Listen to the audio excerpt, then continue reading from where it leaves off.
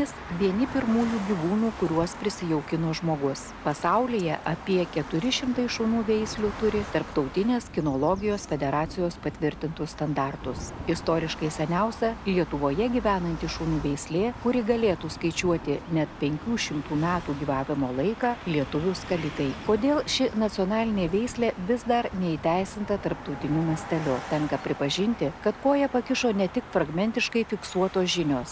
Būta laikotarpių, kai ši veislė net buvo atsidūrusi ant išnykimo ribos. Tik entuziastų dėka lietuvių skalikai kaip veislė buvo atkurta jau peržengus 20-ojo amžiaus vidurį. 1986 metais Lietuvoje buvo skaičiuojama apie 500 lietuvių skalikų su kilmės dokumentais. Šiuo metu skalikų augintojų asociacijai dar reiktų atlikti namų darbus, kad ši veislė būtų pripažinta ir pasaulyje. Tačiau ar rinkdamiesi savo šunį prisiminsime lietuvių skaliką, priklausys ir nuo to informacinio lauko, kuris mus supa. Tad susipažinkime. Spėjama, kad vardo kilmė siejasi su žodžiu skalyti. Medžiotojai sakydavo, skalikas eina, giria aidi. Šios šunų veislės išplitimui įtakos turėjo viduramžiais išpopuliarėjusi jojamoji medžioklė. Kiekvienas bajoras turėjo kelias dešimtis skalikų. Pomėgį medžioti su skalikais didikai perėmė iš Prancūzijos, su kuria glaudžiai bendradarbiavo nuo 16 amžiaus. Nors mūsų rašytiniai šaltiniai fragmentiški, ten minimi šunys, kurie galimai ir buvo šiuolaikinių skalikų protėviai. Mes buvom labai ilgai žodžio kultūra, o ne rašto. Ir atėjęs raštas, jisai apie kažkokius gyvūnus, jie ten per daug nerašė, jiem netai buvo aktualu, buvo politika, istorija, va šitie dalykai įdomiau. Pirmieji tokie šaltiniai, kad mes tikrai turėjome medžioklinius šunis, medžiodavo mūsų protėviai, tai kronikose yra aprašyta, kad laidė su medžiokliniais šunimis. Bet kaip jie atrodė, ką jie darė, niekam nebuvo aktualu, svarbiausia istorinis faktas. Tai tik tai tiek.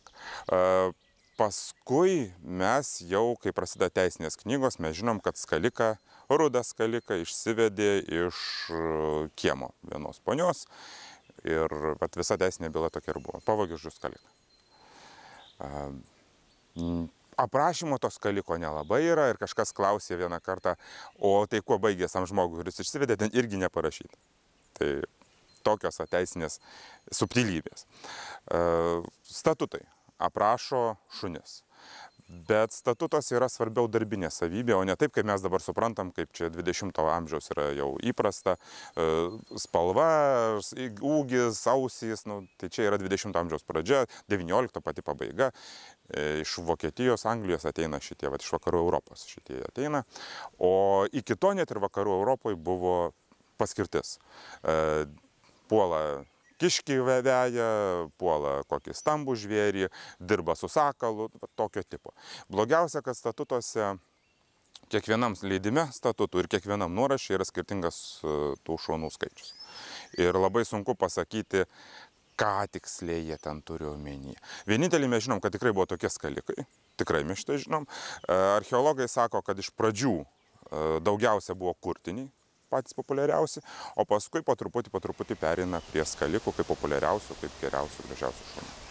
Antrasis Lietuvos statutas mini 11 šunų grupių, tarp jų net kelios skalikų veislės. Susikūrus Lietuvos-Lenkijos valstybei, gyvavusiai beveik 400 metų, nebeįmanoma atskirti, kur istoriniuose šaltiniuose minimi tik Lietuvoje ar tik Lenkijoje auginami skalikai. Juolab, kad ir tuose aprašymuose daug dviprasmiškų dalykų. Akivaizdu, kad Lietuvos teritorijoje susiliejo ir rytų, ir vakarų skalikų veislės. Viskas prasideda nuo tų vietinių medžioklinių šunų, kurie kažkokie buvo.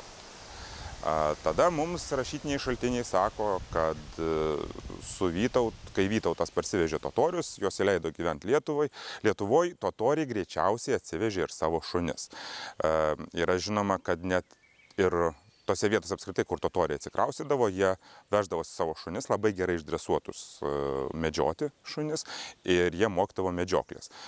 Tai pas mus jau medžioklės mokyti nereikėjo, jau žmonės mokėjo, bet savo šunis jie atsivežė. O šunys visada buvo labai gera dovana kilmingiesiam. Vadinasi, tų šunų pridovanojo kilmingiesiam ir ten šunidėse jau mišrinosi pagal darbinės savybės, kaip kam reikėjo. Gal ir pagal grožį mes šito nežinom, bet greičiausiai pagal darbinės savybės labiausiai. Būtent totorių šunys yra rytinio tipo šunys. Rytiniai skalikai. Rytinių skalikų principas yra labai plati galva. Vakarinių yra tokia pleištiškesnė, pleištą labiau primena. Yra taip pat žinoma, kad dovanų į LDK teritoriją buvo atvežti ir Švento Huberto šunys. Dabartinis atitikmuo būtų tai, ką mes vadinam Bloodhoundu. Patys Švento Huberto šunys išnyko, bet Bloodhoundas yra tas tiesioginis palikuonis. Tai yra tipiškas vakarinio tipo šuo ir įdomiausia tai, kad Bloodhoundo kraujas teka visuose Europos skalikose. Tiesiog tai buvo tobulas šuo ir visur jį maišė. Yra šaltinių, kurie teigia, kad dabartiniai lietuvių skalikai atsirado tik 18–19 amžiuje. Į juos įliejų Šventojo Huberto, kuršių skalikų ir rusų skalikų kraujo. Manoma, kad kuršių skalikų kraujo įmaišymas datuojamas nuo 17 amžiaus. Kyla klausimas, apie kurią rusų skalikų veislę yra kalbama. 19 amžiuje istoriniai šaltiniai fiksuoja, kad dalis veislių buvo išvežtos į kitas šalis ir pavadintos kitais vardais. Tuo metu Lietuvos teritorijoje buvo išskiriami net 3 tipų skalikai – mažasis rudasis, vidutinio dydžio ir lietuvių didysis ogaras. 19 amžiuje aprašinėjo 3 lietuvių skaliko rūšis. Mažąjį, kuris turėjo būti rudas, jis buvo skirtas kiškiam varyti, aprašinėja vidutinį skaliką, vidutinis yra vidutinis, ir aprašinėja lietuvių ogarą, tai yra arba lietuvių didįjį.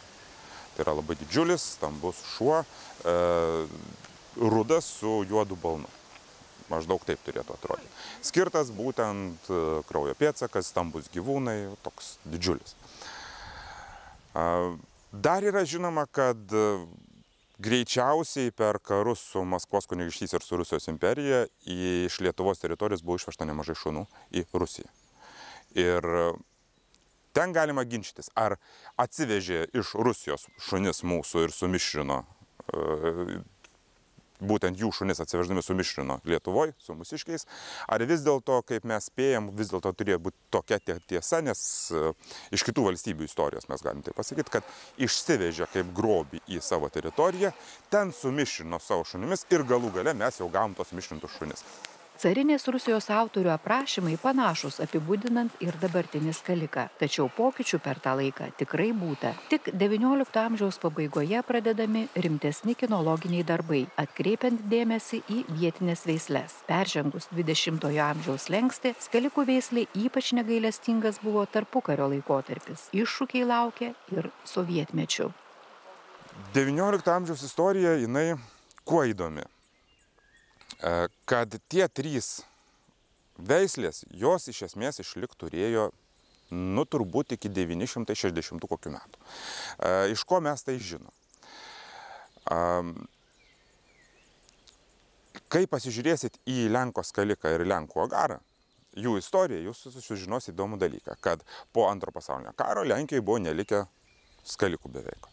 Tiesiog karas išnaikino šunis ir Lietuvoje buvo išnaikinimas nemažas. Bet jie rašo, kad iš Vilniaus krašto išsivežė 2 bandas. Vieną rudą su juodu balnu, kitą rudą su įručiu.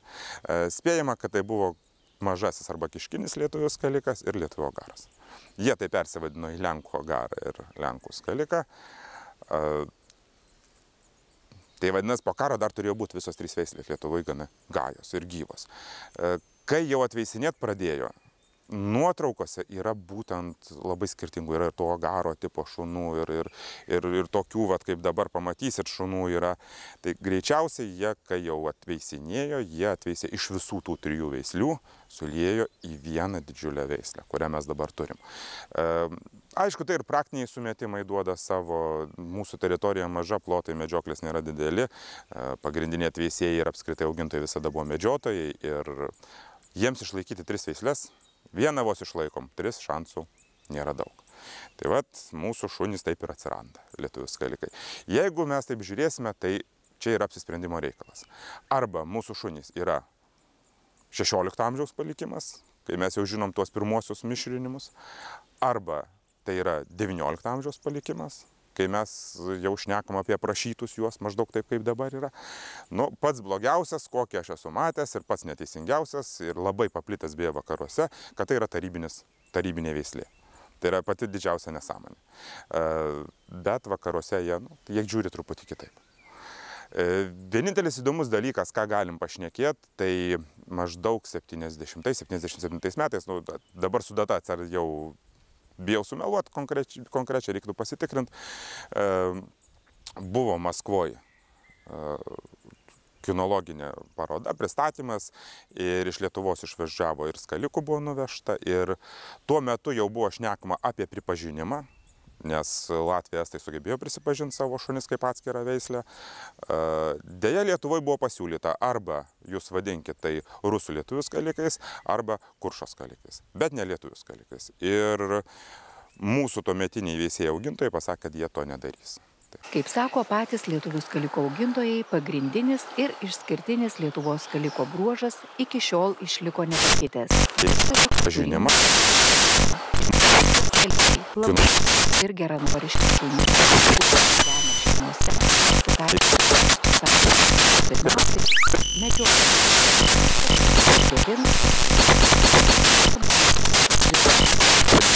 Savybės atsispindi ir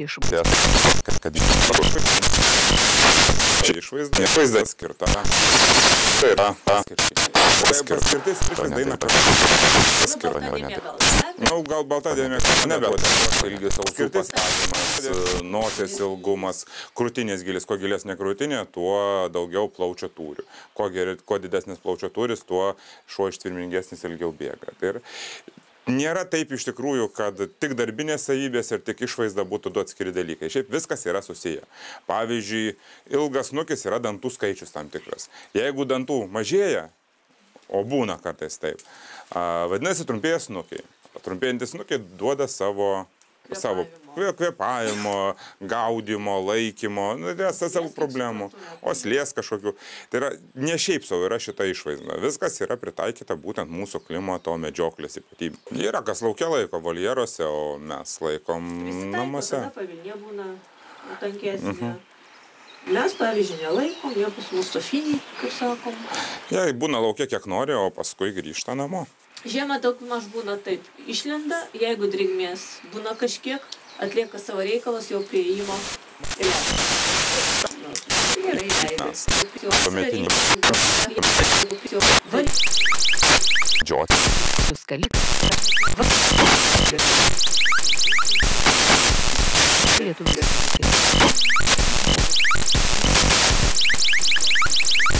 Arba pasitikėm šeimų. Jeigu pirmos, tai viskas iš viso klausimas nekyla. Paskui kokią nors namus suras tikrai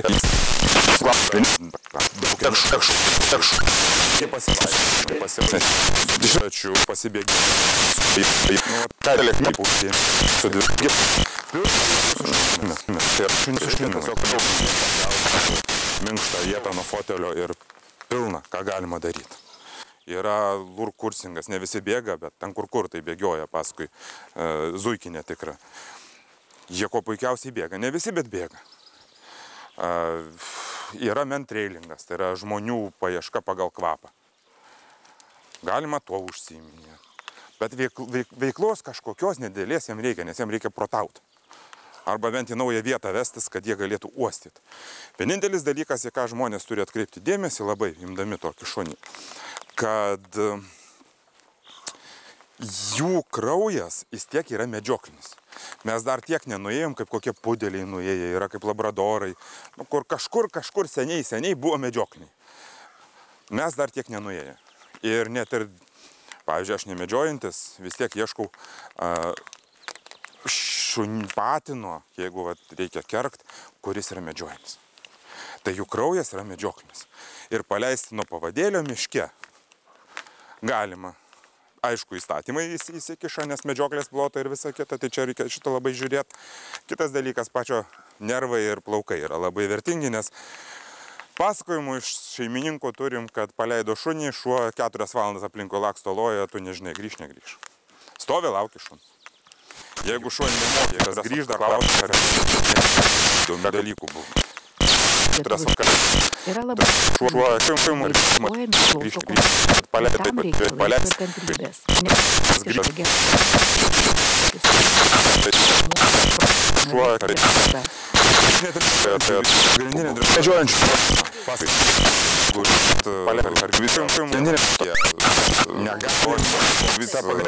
ieškok, paimk, tokie yra privalomi. Jeigu mieste vis tiek pas mane negalima sėdėti, gulėti, susėdėti su išėjimu, kad galėtum palikti šunį, tokio tipo, tai yra privaloma.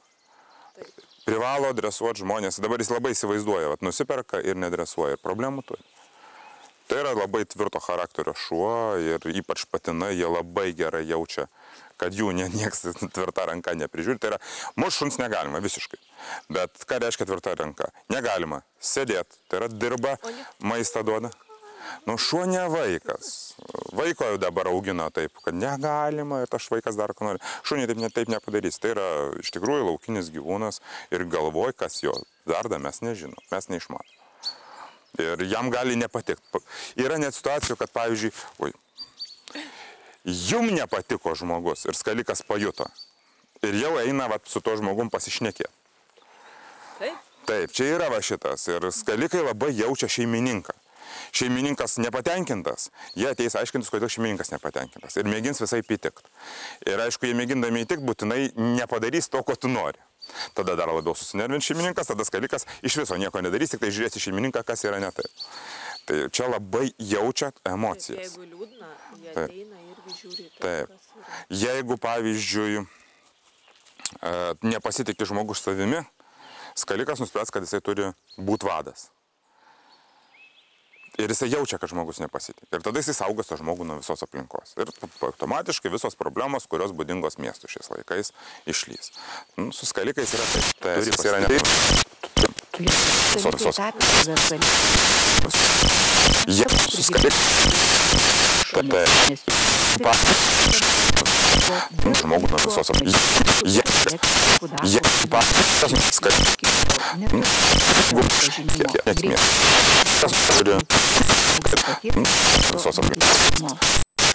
kiekviena valstybė turi. Juos pripažinę kaip atskirą veislę yra Latviai, Estai, Lenkai, Ukrainiečiai, Baltarusiai, Rusai, Vokiečiai, bet su Vokiečiais ten yra savų niuansų, jie teisėjų nelabai randa, kas galėtų teisėjauti tą išvaizdą. Tai čia atskirai reikia apie tai šnekėti. To tokio tikrojo tarptautinio pripažinimo dar nėra.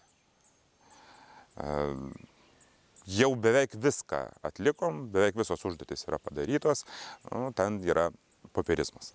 Popierius reikia susitvarkyti gerai, o didžiausia problema, kad kai mes bendravom su kitais klubais, ten buvo atskirai samdyti žmonės, didžiulės algos mokėtos, pas mus viską daro iš idėjos. Augintojai, veisėjai ir kai pripuola po savo normalių darbų, tada ir daro. Tai tas pripažimas dėl to truputį ir tempės. Augina jų daug. Konkretaus skaičiaus pasakyti yra visada labai sunku. Mes spėjam, kad yra apie tarp 400 ir 500 Lietuvoje vien. Baltarusijoje dar yra iki 300. Tai vadinasi, mes turim gana nemažą tokį gyvą bandą ir jau galim šnekėti, kad yra. Jeigu mus pripažintų, tai greičiausiai būtų ir vakaruose veislynų ir išplistų ta veislė ir jos jau gyvavimo klausimas būtų daug paprastesnis. Turint omeny, kad mes jau vieną kartą atveisėm po antro pasaulinio karo, žinomi faktai, kad maždaug apie 98-2000 jų buvo likę tik keli šimtai ir vėl atsigavo iki tokios bandos. Dabar jų populiarumas yra menkstantis vėl, tai nežinia, kuo viskas baigsis. Greičiausiai vėl liks medžiotojų rankos, tai vėl kažkada jais daug vėl menkstantis. Mūsų paveldas pasiekimas, pasididžiavimas,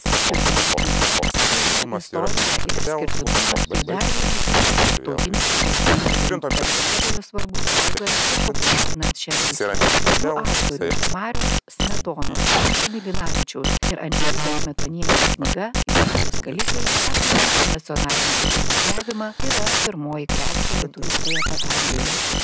Va čia tai buvo iššūkis. Todėl, kad kai aš pradėjau bendrauti su medžiotojais, su kitais augintojais, jie jie visada labai daug va ten yra rašęs tas, yra rašęs anas, yra rašęs trečias, o vienoje vietoje niekur informacijos taip ir nebuvo. Paskui pasirodė, kad gal ne visai ir tas yra rašęs, tik tai pavardės panašumas yra ir kažkas nukraipė, ir taip yra buvę net. Ir priėjom prie to tokio, kad gal reikėtų sudėti vieną vietą.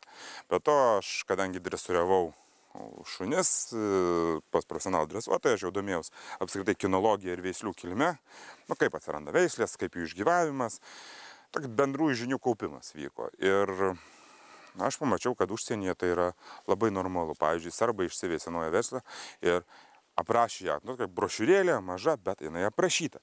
Kaip jie veisė, ką jį veisė, kodėl, koks paskirtis. Visa tai yra aprašyta, yra informacija. Tada aš pradėjau domėtis, o kaip yra kitose vakarų Europos valstybėse, kur jau kinologija yra sena, kur yra patirties daugiau, kur apskritai požiūris kitas, dar ne tas, dar to sovietinio netiek raugo yra likę.